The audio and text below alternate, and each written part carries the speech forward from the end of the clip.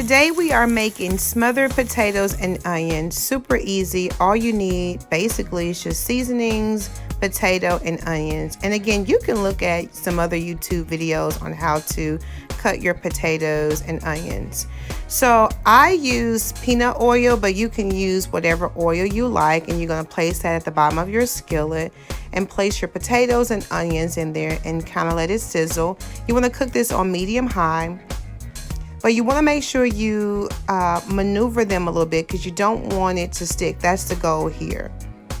And all you really doing is just cooking this until it's tender, it's golden brown, your onions have been caramelized. You're going to place a lid on it at the end and sort of just let it simmer down to maybe medium. Just remember to cook them down until they are extremely tender and they're golden brown. That's your indication. Thank you guys so much for watching.